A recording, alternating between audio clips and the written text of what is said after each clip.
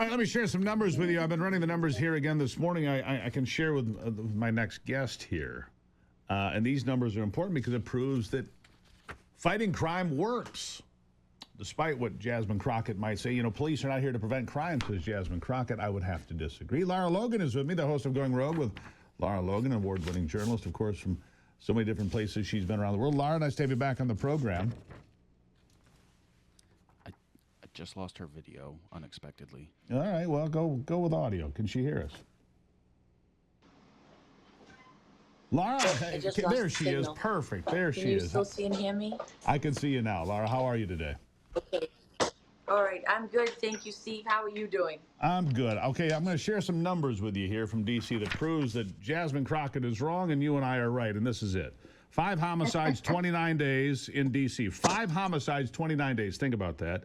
That would come out to 63 murders a year annually in Washington, D.C., a city that normally has 200 or more. It cuts it to less than a third. What they're doing in D.C. is working, and it's going to happen in other cities. But the left would have you believe that somehow this is a terrible thing to do, to cut the number of murders and carjackings and everything.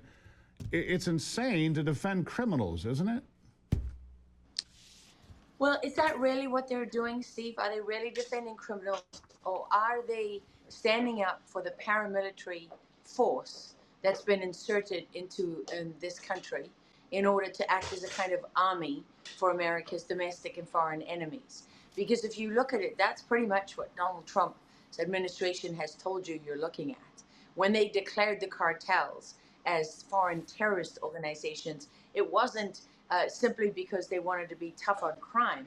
It was because the Trump administration has recognized what many people across this country already know, which is that the United States today is facing a coalition of its adversaries, which are terrorist organizations, traditional Islamic terrorist organizations, Iranian Revolutionary Guard out of Iran, working together with the CCP, working together with Sinaloa Cartel out of Mexico, and CJNG and Tren de Aragua and Cartel del Sol out of Venezuela. So what you have is foreign governments like the Chinese Communist Party that has introduced fentanyl, for example, as a street drug. Now, many Americans would tell you, well, you know, the cartels are drug organizations. No, what they're practicing here is drug warfare. Every addict isn't just some person who, you know, couldn't get their life together or gave into the temptation of drugs. They are people who have been exploited, and they are casualties on the battlefield of war. I would agree with you on that. Warfare. Yeah, I mean, look at the Chinese. The Chinese lost Taiwan to the British through drug warfare. They know exactly how this game is played. Why did Xi Jinping, when Trump asked him in the first administration to ban fentanyl, he said, sure. You know why, Steve? Because he knew that they had already farmed out the manufacture of fentanyl to the cartels in Mexico. That's right. So it's not about the money. It's about destabilizing America from within. So when the components of fentanyl are manufactured in China, then shipped to Mexico, where they're combined into the final product and then pushed over the border in the United States, is that not an act of war from China and an act of war from the nation of Mexico? Because I would argue it's an act of war from both. Correct. It is. And it's not just that, Steve. The Chinese have trained Mexican pharmacists and scientists and other people in how to make these drugs. When the DEA was going into drug labs in Sinaloa and other places, they're arresting Chinese pharmacists. You know, the Mexican cartels are not stupid. They've been sending their kids to American universities, teaching them how to manufacture these narcotics for a very long time. And if you know, I went to the homeless camps in San Francisco a few years ago when I was filming for a show of mine. And I had to go to 3 different camps before I could find a human being that was capable of completing a sentence that I could put on television without feeling like I was humiliating them and doing something awful. And why is that? Because we are no longer dealing with narcotics that grow in the ground, that are just naturally produced by the earth. We are now dealing with chemical compounds that can be enhanced in any way, shape, or form that cause permanent damage. And the solution from the left is to throw Narcan at it so that you can save a life in the immediate moment. But what are you doing? You're not addressing addiction. You're not addressing the invasion of narcotics. And every street gang in America and every street gang in the world, their number one currency is narcotics. And the cartels control almost 100% of the manufacture of narcotics. So these are enemy combatants. And these foreign paramilitary organizations, the reason you have so much violence in Chicago is not because people in Chicago are more violent or more disposed to, crime. It's because you have a complete invasion of these foreign paramilitary organizations, and you have people in power who are unwilling to do anything about it, or they are complicit. And so Tren de Aragua, which was created by Nicolas Maduro, the head of Venezuela, when he went into the prisons, he had his people go and recruit the most violent criminals. They weren't people who did something wrong and, got sent to prison. No, these were people who were violent to begin with.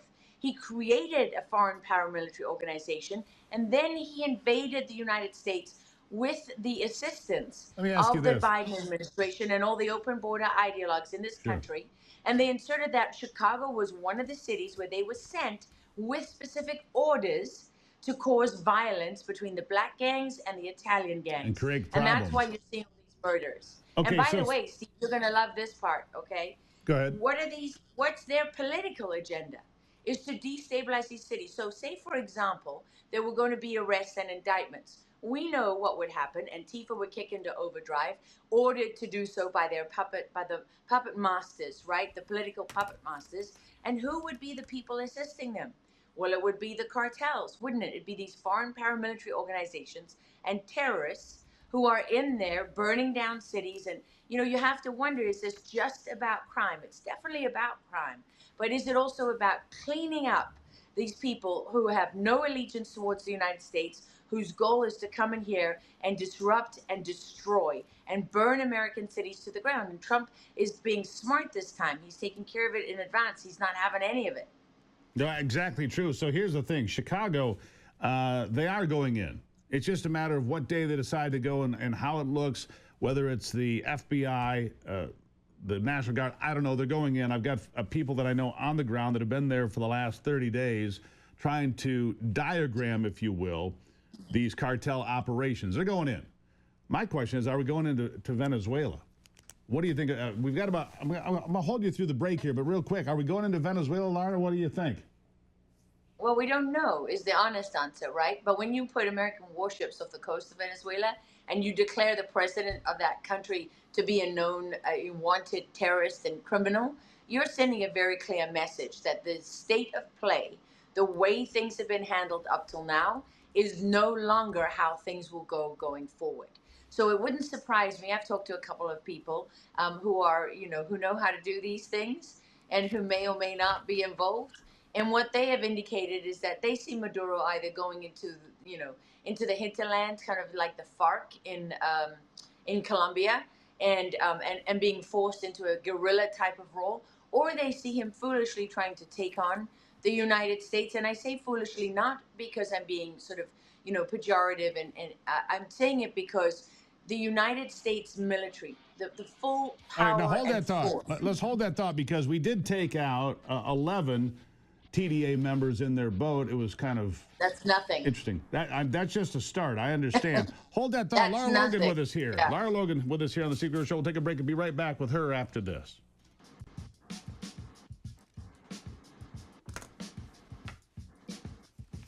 All right, here we go back into it now. Lara Logan's with us. And Lara, just before we went to break, we talked about these 11 gangbangers getting smoked by the U.S. military. Just the beginning. Now I see that Venezuela is putting out a bunch of fishing boats with their other boats and their drug runners, so they can basically use human shields, which is strictly prohibited in warfare, but they don't care what the rules are. Look, here's what I find so irritating. People like Chuck Todd, a fake journalist, out there, screaming his head off that this is terrible, that we attacked a bunch of drug runners and drug dealers and cartel members in open international waters unfairly. The fact of the matter is, we have to fight back. We have to fight back against the fentanyl, against the methamphetamines, against all the drugs pouring over our border, and those people, like you said, these military-aged men that have come from China, South America, Central America, all of it, right? You're 100% correct. That's exactly what's happening here. And that's why people are left in shock and reeling, right? Because they're either deluded, or they're so ideologically blinded they don't want to see the truth, or they're just, just torn up with hatred for President Trump. And so they're not actually looking at what has happened to the United States. This country has been invaded by a number of really dark forces that seek to destroy American families, destroy American communities. I mean, think about it, Steve. These are the same people that when the parents of children who have died from fentanyl poisoning want justice, they fight these people. They have poured millions of dollars into academic papers and research in our universities. They have NGOs who are dedicated to making sure that these families never get justice. And you have to ask yourself, why would you want our society, our communities, why would you want them to be absolutely riven with narcotics? And we're not talking about, smoking a little weed here and there. Those days are gone. If you talk to anyone involved in counter narcotics today, they will be honest with you and let you know that today weed is laced with methamphetamines because the cartels are practicing, they're engaged in drug warfare. And it's sort of outrageous that, people are putting a burden on us to stand by and allow this country to be destroyed. If they want to be ignorant and blind to what's happening around them, there's nothing that you or I can do about that. But it doesn't put it, certainly I'm not going to fall for that. I'm absolutely not standing by and staying silent. And what has happened is that the cartels of old, who are the terrorist organizations of today, they just found out with that airstrike that you mentioned before the break, when Right. they win the boat, right? And everybody's up in arms. Oh, how dare you? How dare you? You people don't understand what you're looking at. This is counterterrorism operations underway. And it doesn't just mean one boat that's going down.